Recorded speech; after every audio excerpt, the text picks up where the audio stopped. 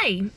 It suddenly occurred to me this morning that even though I'm not supposed to be writing about domestic violence and abuse because I'm supposed to be focused on my scholarly writing for my dissertation, that doesn't mean that I can't still video chat with all of you and share some insights as I go along regarding forensic psychology, domestic violence and abuse, and maybe some spiritual stuff too. So I just want to share a couple of things. The first thing is, this morning I had to drive my son to a wrestling tournament. And as we were pulling into the school where he's going to be wrestling, there was a woman coming across the driveway. So I had to wait for her to go across. And she was pulling behind her a suitcase. Now, the weather this morning was really cold. It said a -6 real feel, about 7 degrees, but the real feel was -6 degrees here in New Hampshire.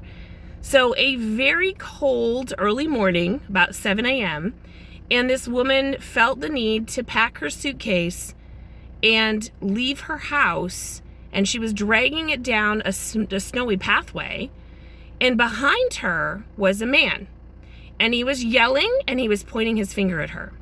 So I said to my son, I'm going to drop you off, and then I'm going to go back and see if she needs help.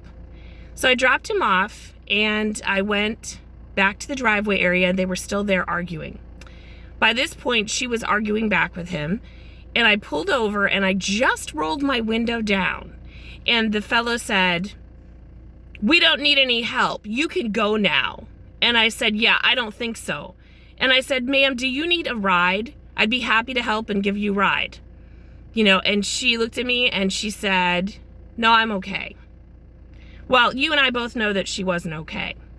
Any woman who needs to pack her bag and leave the house on a -6 real feel day and pull a suitcase on wheels behind her on a snowy path with a man pursuing her, yelling at her, is not okay.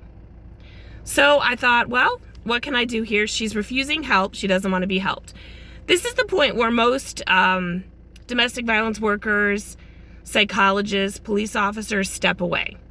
Well, there's nothing we can do to help. She doesn't want our help. And the victim was hostile, right? She wasn't nice. She was pretty snippy with me, telling me that she didn't want any help. Well, here's what you can do, folks. And here's what I did. I circled the block. And I even sat in a couple of driveways for a few minutes, and I made sure that the gentleman could see me. I mean, I didn't wave and smile, but almost. So he could see that I was there, and he could see that I was watching, and she could see that I was watching as well. And I just made myself involved. When you bring your argument outside into a public place, then you involve others.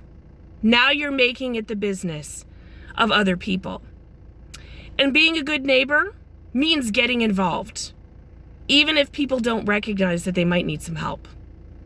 So I drove around around the block a few more times.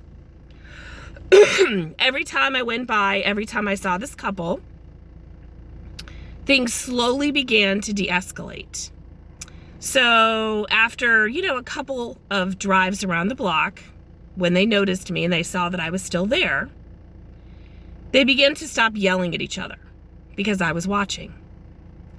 And then as I drove around some more, they began to walk back towards wherever they came from. At first, the woman was dragging the suitcase behind her, but the man was no longer yelling at her. He was no longer pointing fingers at her. And you could see that things were slowly de-escalating between the two of them. She was beginning to talk with him and sort of argue back, but I think defend herself and make her points. And so as I came around the third or fourth time, I saw that he was now dragging the suitcase through the snow. Not easy to do on a really cold day. Pathways here in New Hampshire are somewhat shoveled. We had a huge snowstorm yesterday. So kind of hard to drag a suitcase meant to drag through an airport through the snow. Well, now he was dragging it through the snow, and they were walking quietly together back to where they came from. Now, I'm no fool.